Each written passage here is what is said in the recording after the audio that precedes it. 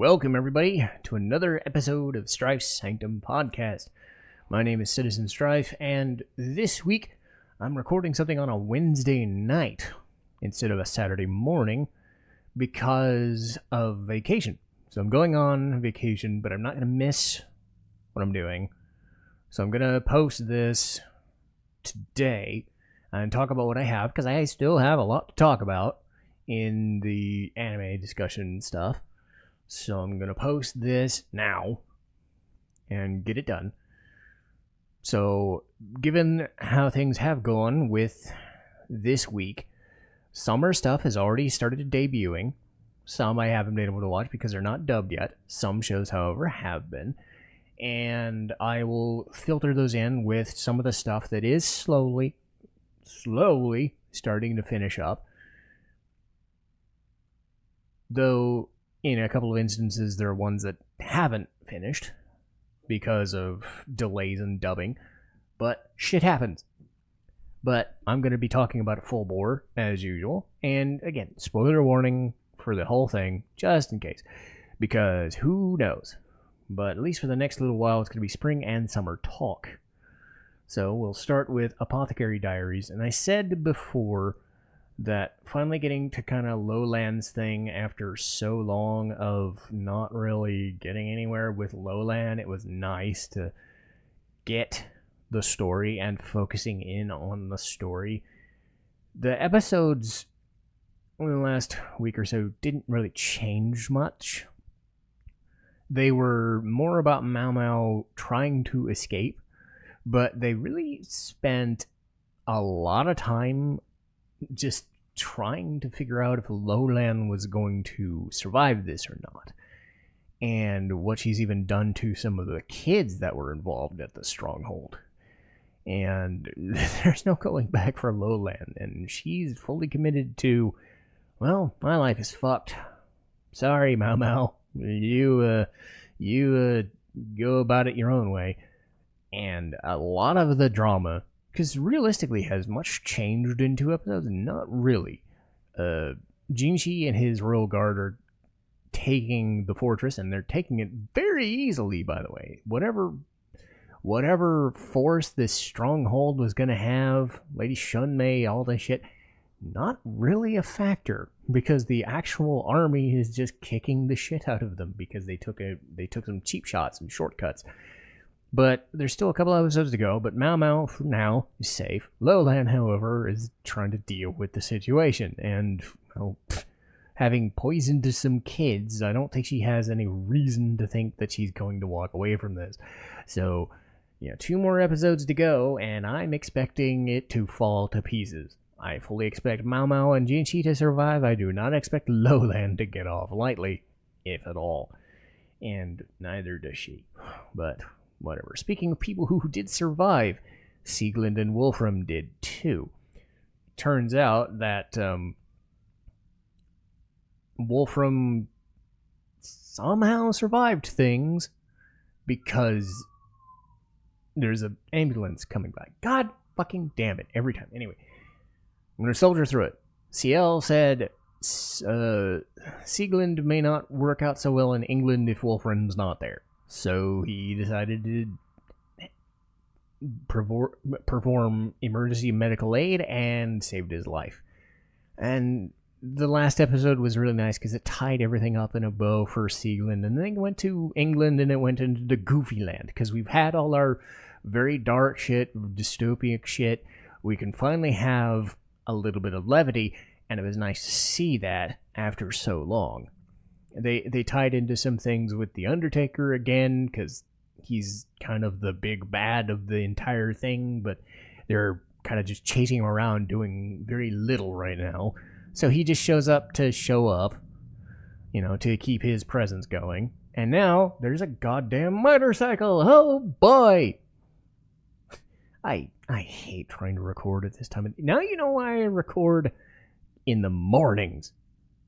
But even in the mornings, I can't escape ambulances and fucking motorcycles. Whatever. Anyway, but Black Butler doing what it did last time. It got through all the serious shit and then had an episode of the fun shit. But they're actually doing a serious episode next week because of Sieglund finally meeting the Queen, and I don't even know how the fuck that's gonna happen. I don't know if they're gonna play it super serious. I don't know if they're gonna play it very fucking dark and something bad's gonna happen. I don't know if they're gonna play it super straight and it's just gonna kind of veer into, half comedy, half drama, or they're just gonna play it full laughs because it's the last episode of the season. I don't know, but who knows. But Black Butler has succeeded again. It really is a fucking good show. Considering where it started and what it has turned into fairly recently with its with the newer material, since the Book of the Circus and Book of the Atlantic, like they have kind of stumbled on a really good formula and they have not slowed down. So I'm curious about the finish there. Let's see. Unaware Atelier Meister is done. Devil May Cry is done. Beginning of the End is finished. And it's fine. Right? It's just like Unaware Atelier Meister. Like, it's junk food. It's fine. I think Beginning After the End was trying to be a little more than Atelier Meister was. Or Atelier Meister was trying to be a dumb comedy, and it succeeded in being a dumb comedy that not take itself serious. Beginning After the End, I think, was trying to, be better than it actually was, and I'm going to get to that in an episode. Get into one of the summer shows. But now that I got the final episode finished, it really was carried by the main character and his interactions with people, but the show, not a lot of cool stuff happens, and that's either because of the animation work, and I normally don't care about animation quibbles and shit like that. I more care about the story and characters, but the story does pretty basic shit as far as isekai goes. This is fine in the sense that it focuses on, a guy actually liking his new family, like Ascendance of a Bookworm. And that, again, I keep bringing that up as the counterpoint. Ascendance is way better than this, it turns out, because it has some teeth to it. This show never really has anything to say or anything to do.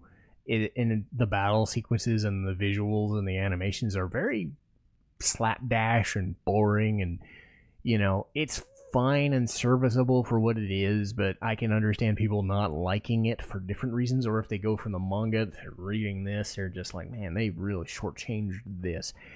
And they're gonna make more, and I don't hate it, but it definitely just fit in that this is just there.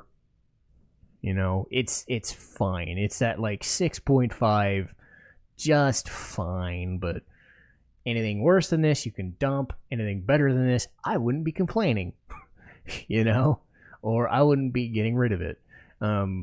So this was always good enough. And because there were so many other shows that I knew were better, like, I kind of knew that this was going to fall in that, like, and it ended in the, nothing wrong. What is wrong is that there have been episodes of Kowloon generic romance that have not debuted.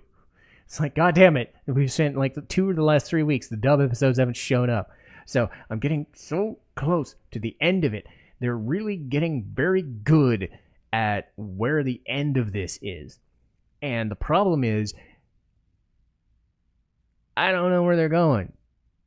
But they're finally like, the veil has been lifted and the seriousness is going, and then they say that a lot of this has to do with Kudo himself. Like, how does that involve Kudo? But how is his mechanism? Is it something intentional?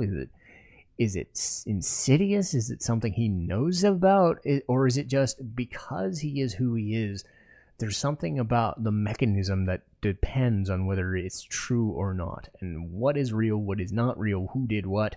The show has constantly straddled this line of showing enough, but it peels back a mystery and a layer, and then it just was like, no, we still have 50 million layers to go. You're not getting the full answer to this until we say so. And the fact that they have 2 episodes to go, it doesn't feel unearned either. Like, there are a lot of shows that try to do, oh shit, it's episode 11. Gotta do something now. Gotta do a two-parter, you know. This feels like it's been leading somewhere, and I get the sense that if they wanted to, they could stretch this for another goddamn 5 or 6 episodes rather than just 2 or 3.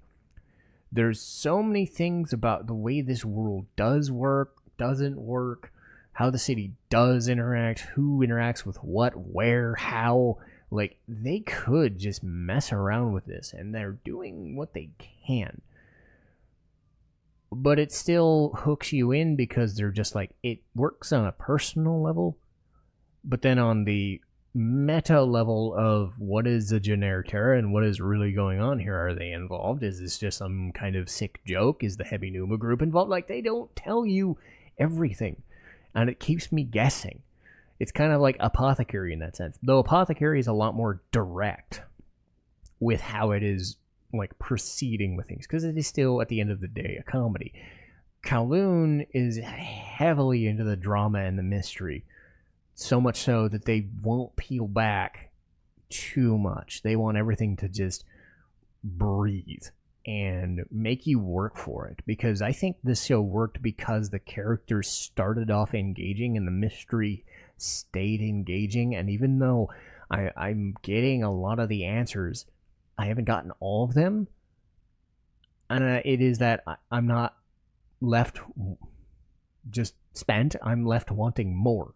I'm left wanting more of this, and I wanted to finish, but I also realized that even if it sticks to landing, will I get everything I'm looking for?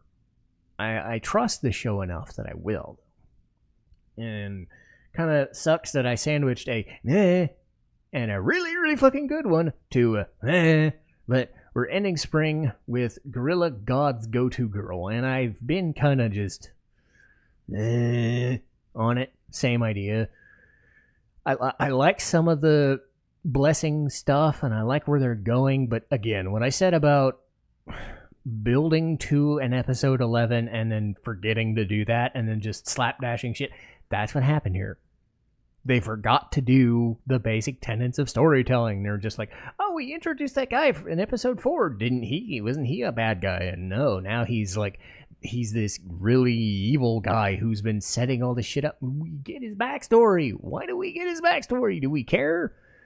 Could have put him in episodes before that, but no, we were so busy talking with doing other shit, and it's fine, because again, it was a dumb comedy.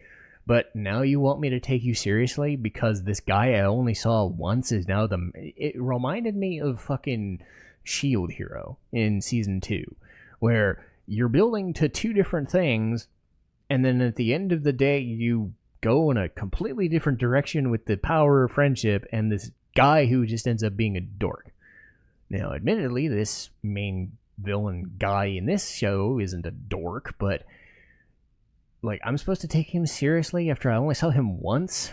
He's been in the shadows all along, and now you want me to sympathize with this guy who kidnapped Sophia for some reason? Because he thinks he can get her to love him because he kidnapped... What the fuck? Kidnapping a person is not a good way to get somebody to fall in love with you, you fucking idiot. Like, it wouldn't have been so hard to just go into the fucking school, or... You know, like what the other 2 fucking non-Louis dweebs tried to do. They're falling for her too, but they're not gonna get it.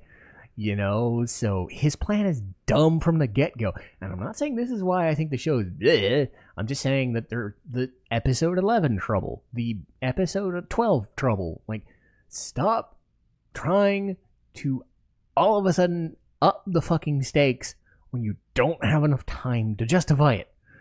Even good shows fall prey to this. I think, like, My Happy Marriage fell prey to this a little smidge, where they finally fucking get around to, oh god, we're gonna storm the fucking place. But at least they built the main fucking bad guy for 10 episodes or give a shit. I actually care. The execution might have been a little wonky, but, you know, that was an instance of, okay, I can live with it because they're doing it Like, I don't need 3 episodes of them in the finale spot and whatever. I would have preferred that. Like, this was just, hey, we introduced a guy. He was our big bad guy, but we never showed him again. His plan is fucking stupid. I just want the show to end. And it didn't help that even before then, I was starting to just skip through stuff that I wasn't really liking. So much like Unaware Atelier Meister, I was just like, nah. Beginning of the end, nah. There was a lot of meh. But at least with Atelier Meister, it like knew it was dumb and didn't try to hide that it was dumb, and it was endearing to an extent. The fact that 2 of these shows tried to think that they were something serious, or even in the sense of a dramedy, they were just like, or a romance comedy, they were like, shoot for the moon. Not really. And they couldn't even get over like the basic hump of, yeah, this is kind of shit. I mean, I can watch it, but it's kind of shit, So I would not fault you if you did what I didn't do, which was dump it. Because there's still cool shit you can do with all the blessings, but this show is just very fucking hackneyed, and it's kind of sad. Anyway, let's move on to summer, shall we? And I'll move on. I want to end on a better note, on a happier note. So I'm going to compare and contrast 2 different ways of doing kind of similar things. One bad, one good, or at least one that I think is bad and one that I know is better for me. So we'll start with one I know is going to be good, but just kind of ended on a And then last season it was Dandadan Cour 2. So they ended the first cour on them just going to a fucking, like, not even a climactic battle, but a weird, like, hot springs cliffhanger, like a creepy family in a village. They explain the family in the village and what's going on, and it's even weirder. It's a weird fucking mob family kind of thing that, like, worships a thing that they're trying to have human sacrifices for, and it's like, it's fucking weird. So everybody looks like they're fucking weird, They just look like the alien dudes, but they're different from the alien dudes. And they're just fucking weird. Have I said fucking weird enough? Because that's what Dandadan is. But we did get some Turbo Granny fun, which was nice. It was good to see Momo, Ayase again, because she's the main character of the show. I know that, like, Kowloon and the other dude are important too, and I'm just like, no, Momo's better. I keep forgetting that, like, she is the main character whenever she's on screen, because I keep thinking that Kowloon is the main guy, and I'm like, it's one of those, like, dual protagonist deuteragonist things, and I'm just like, so it trips me up whenever I remember that Momo gets more screen time. So it's like whenever she's on screen, I'm like, oh, I forget she's the more important one. Anyway, but Dandadan is weird, and it's gonna stay weird, and I bet it's gonna stay very fucking weird. Is it episode 7 all over again? No, I still wish it was, because I fucking guarantee you, if a show was like episode 7 all the fucking time, it would be the best fucking thing in the world. What Dandadan is fucking strange, and it works for what it is, but I want those brevity. I want that kind of slow, subdued shit sometimes. And I don't know if this creepy family in the village is kind of what I was looking for. I don't hate it, but, So, about that show that I sort of like and I sort of hate and I wish I didn't. I got in a big fucking Reddit argument today because I sort of sat on the fence of this. Clevatess, one of the few shows that had a simuldub, along with Dandadan and the better version of this show. Of Clevatess, not Dandadan. Dandadan is its own weird thing. It's not trying to be anything else, which is good for it. But Clevatess is very frustrating.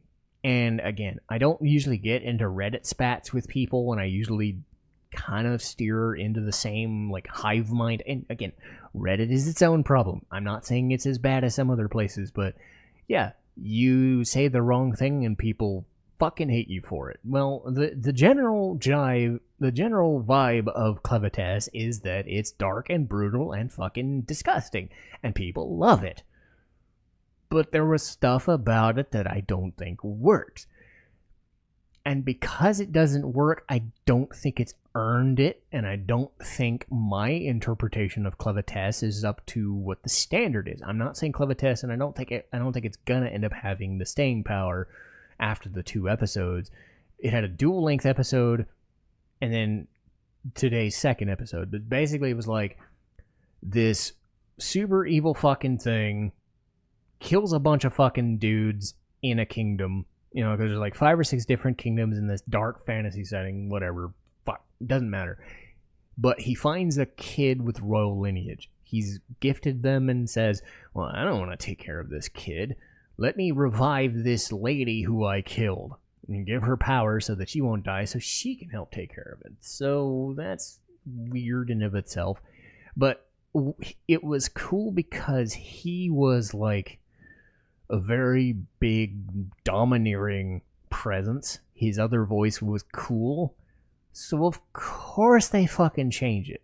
And they turn him into kind of a, like, not the simpy, you know, whiny protagonist chump, but they give him that sort of face. They have him do the subdued, I'm better than everybody, and I'm just using the human's face thing. But the voice they give him, and again, I'm sure the voice is fine. You know, I'm not saying the actor in either version is at fault. They're what they're given. But come on, you can't just have him like do like the thing I'll say about beginning after the end that works in its favor is I hear Arthur's kid voice, but I still, as a monologue, almost all the episode keep getting reminded that this burly, pissed off, regal monster king guy is still in his head. I don't think I'm getting that with Clevatess and his new form, or at least I'm not getting enough of that to where this super big tentacly dog fucking thing was domineering the presence. You know, his motives are weird too, because he says, I'm just going to observe humanity and its stupid folly, so help me. I've seen worse isekai setups, and it's not even an isekai, but the best way I would describe it would be like, I don't know why I thought isekai, but dark fantasy isekai sort of adjacent setups. Super dark fucking evil. I was thinking of like, oh god, what was it? God, Dead Mount Deathblade. That's why I was thinking it was an isekai. Same fucking setup. Same idea. Super death god becomes kind of less imposing dude, but still retains all his powers and shit. But at least that one played it very comedic and was trying to be a more of a mystery show, and it had 50 million fucking things going on, but it wasn't trying to be super fucking mature, right, guys? And this was my bone of contention with today's episode, where there was this lady who was basically beaten and practically raped, and all manner of shit, some of it on screen, some of it not. Surely not rape on screen, but a lot of implied. But as dark a shit as you can get for a show without like any graphic warnings or like hentai shit, you know, they tried to skirt about every line they could. But the setup is kind of weird because this super-powered fucking guy who destroyed knights suddenly can't break free from random bandit slaver dudes because he's in this form and he's bound. Okay, so I can't suspend my disbelief because I'm just random bandit guys.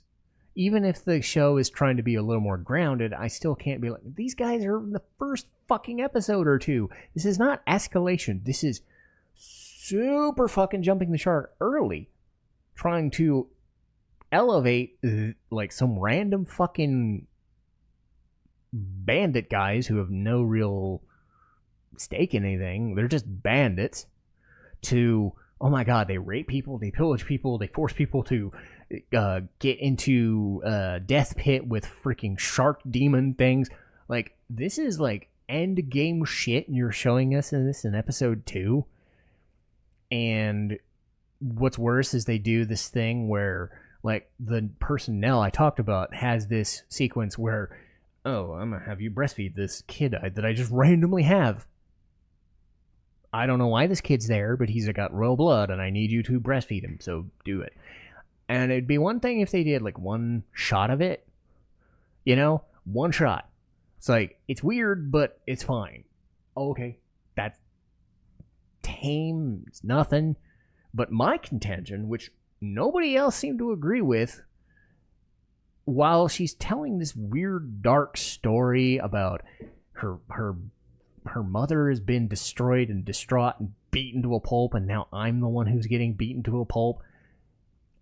She's basically having kids being breastfed on her all the time. And my thought process was, this is sort of overtly sexual, even if it's not trying to be, because you keep showing it on a show where I've seen this person, not this person, but I've seen Alicia, the main character, naked because some random bandit guy said he could sense her being nude. Yeah. And then you can basically say, this person's getting raped, this person's getting this. They talk about stillborns and marriages and shit. And I'm like, ugh. Okay. I don't know if the show has earned that, because I get it. Dark fantasy. Okay. Does that give you carte blanche to do every goddamn thing you want to do?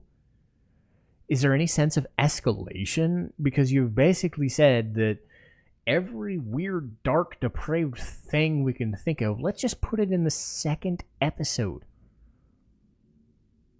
Well, where are you going to go from there? Who are these people that I care about them at all?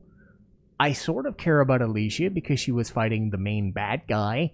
And, they set her up as one of the main characters. I care about Clevatess in his main Clevatess form, but his dorky-looking anime boy protagonist dude with a horn look doesn't impress me. You're telling me that these slaver dudes are these vile, malicious fuckheads, but they don't really do anything that bandits in any other show would do. You're telling me that Alicia can't just slice their heads off? I mean, yeah, I don't care. I mean, sure, they've said she doesn't have the power. She got kidnapped. She's bound in chains or whatever. Fuck you. I've seen anime where bandits are just fucking cannon fodder. Slavers are cannon fodder. I'm supposed to suddenly care that this random band of slaver dudes with this weird, crusty ass, fucking weird, slimy, grimy dude who monologues for 5 minutes is this threat? So, of course, I'm the one on the wrong here. Because instead of thinking that, oh my god, everything is so fucking amazing and great, I was just kind of, maybe it's... The reasoning for me was elfin lead syndrome. How would I describe this? I've never talked about elfin lead at length, and I don't know if I'm ever going to, but it's definitely going to be like one of those, the shows that I won't ever watch again sort of things. If I was 15, or if I was 20, I bet Clevatess would be one of the best fucking things I'd ever seen. Kind of like that room in Vampire Hunter D where he just fucking murders everything and then walks out. That's the tone this show is kind of going for. Like, reckless abandon. Every fucking disgusting thing we can think of, just throw it in there and let's go. We're a fucking B movie. Let's revel in it. The first episode of Goblin Slayer. Let's just go with it and impress some people. But at some point, you look back on it and you don't think, okay, where's the context? Are these slaver dudes, like, employed by some evil god? No. Is Clevatess some weak-ass mamby-pamby boy? No. Alicia, is she some damsel in distress? No. Why do I care about this random girl who's being beaten and tormented by these slavers? I don't know. It just seems very out of place to be doing this early. Maybe in like episode 6, episode 7, episode 10. throw your bigger punches when we've given our characters some weight to them so that I feel like I've actually achieved something. This show is going for shock value for the sake of shock value very early, and it's really, really, where are you going to go from here without it becoming full R-rated or hentai? Again, not everything is shown, nudity and whatever is whatever, but the context of dark fantasy is taken to a line that I don't think it was earned. And it, again, reminded me of Elfen Lied. Or any show that was like, remember the shows like Strike Witches or anything like that where, or, oh god, Mie Ukuro or whatever they called it, the girl who sees zombies and she doesn't really do anything. Or like early on in those shows, whenever you see fan service, it means there's nothing. It's like they just show panty shots because we're bored or because we don't care. I'm not thinking of it in that sense, but I'm thinking of it a step down from that sense. I like it. There's a lot to like about the show, but everything that I don't like is it in excess. Because I don't have, there's no levity to this. They're going full bore, like, trying to make you uncomfortable. And I don't know if that's my kind of thing. And I don't know where they're going to go, because how are you going to escalate it more? When I don't have anything to base it off of other than the first episode being kind of, there's nothing shocking here. It's just some fantasy stuff. What's going to happen when the main super fucking bad guy shows up? What are they going to do? Raise a fucking town of like illegitimate child soldiers and other people's wombs and shit? Like, what weird depraved shit are you going to have to come up with in episode 3 to make up for this? I'm just saying, it just seems a bit much. The Elfen Lied example is Lucy is nude half the time. Do we know why? No. But we have curse words and blood in it. Is it earned? No. Why is there dumb romance and subplots in this show about people getting murdered with 50 calibers? I don't fucking know. Let's just do 12 episodes. So it doesn't age well. So my thought process with Clevatess, and I know I'm belaboring the point of this show specifically, I get more out of Mau Mau looking at somebody pissed off than I do anything in this second episode. I'm not getting anywhere near the, like, oh my god, this is so fucking amazing. This is the greatest thing ever. I'm tepid. And I think that's worse. I'm frustrated. I'm frustrated that it seems like I should like this, but I keep leaning towards faltering. And I don't know if that's smart. Because again, I got more out of Mau Mau slapping a bitch in episode 4 of the Apothecary Diaries than I'm getting from the story. The very disturbing.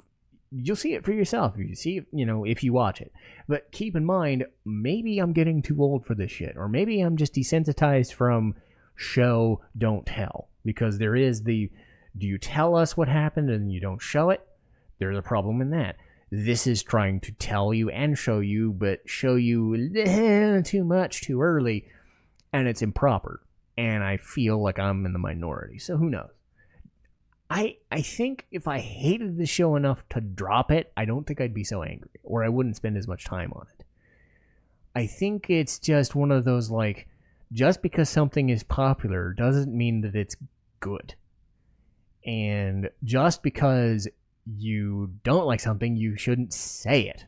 But goddamn, did I say something wrong? And some guy just goes, oh, are you some parent or something? Or are you like a teenager? Like you can't handle some blood and titties and stuff? Like weird? No, that's not my point. It's a matter of suspension of disbelief. Which brings me, finally, to the other show that I want to talk about. A show that does far more with way less. Now, maybe in its second episode, Gachiakuta won't do that. But it's fairly similar to Clevatess in its despondent and disregard for a lot of people. It's got a class-based disturbing thing. So its setup is two sides of a wall. Got good, upstanding, happy, noble people who are, over here, clean people.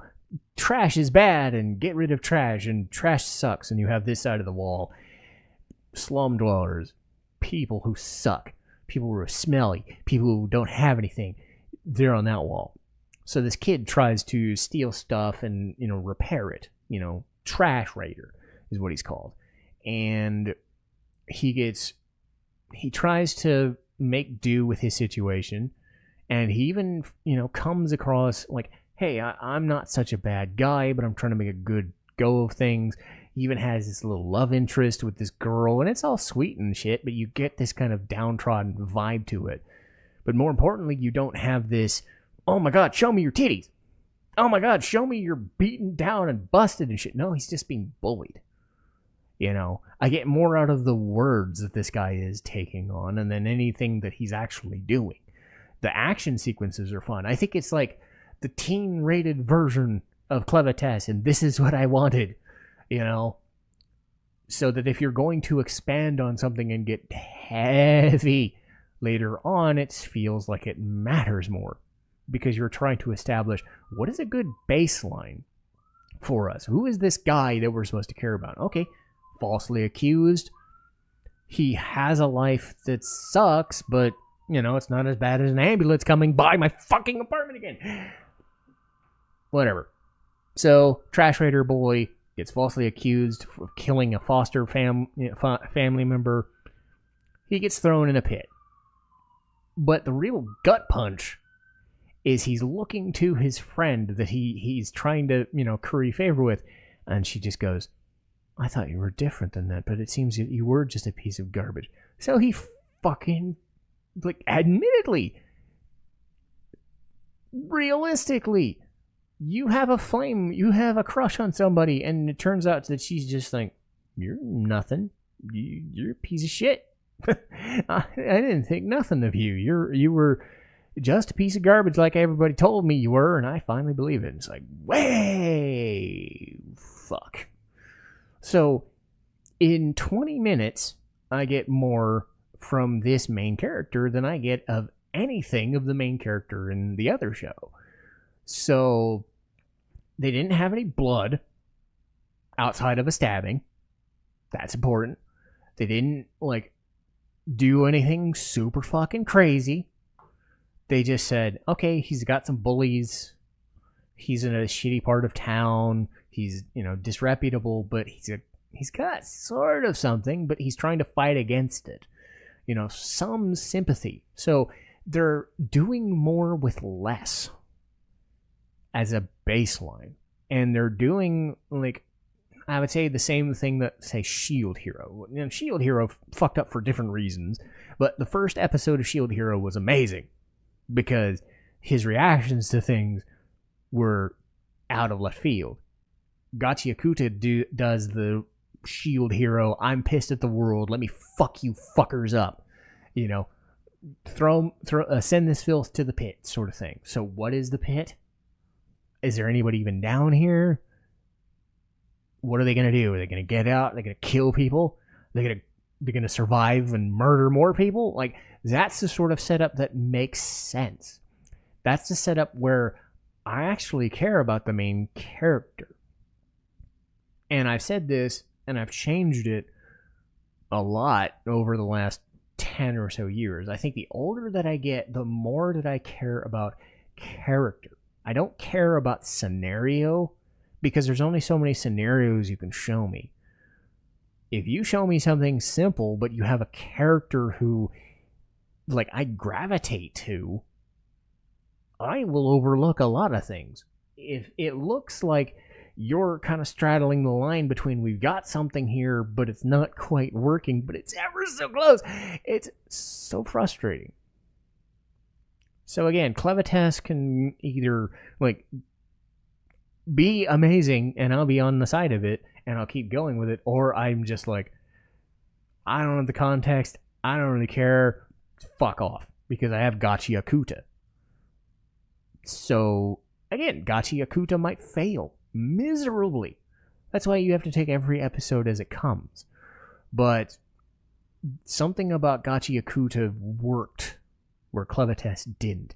And I think it was a matter of scope and a matter of, let's focus on this person and what they're struggling with and make him relatable before we do anything else. Because we have lore that we have to set up, but let's make sure that this main character means something first. And then we put him in a situation where we actually care what happens to him, rather than, okay, let's just do everything under the sun and see if the shock value works, which... So again, I'm already on to Dandadan, and I like Dandadan. Gachiakuta, slam dunk. Clevatess could go either way. But, that's for after vacation. But that'll do for me. And apologies if I overstepped and overtalked about Clevatess, because, again, I think I get more pissed off about something that frustrates me rather than I outright hate a thing. So that should tell you something about my personality. It's never something I completely love or completely hate. If I completely love something, you'll know it. If I completely loathe something, I won't spend a lot of time on it because it's probably bad. But when you can see that there's potential and it feels like it squanders it, there's something there. But anyway, I'm doing this off the cuff, but again, I have my list of episodes in the can. Next week, I'm trying to remember what the episode was that I already did. I think it was Bravely Second. So we got Bravely Second, and we got a lot of other things going into later on. The latest thing that I know for sure is Nier Automata in September. But again, I'm recording this a little off the cuff because I'm going on vacation tomorrow through Sunday. So I will stop here, and I'll see you guys next time. Citizen Strife, signing off.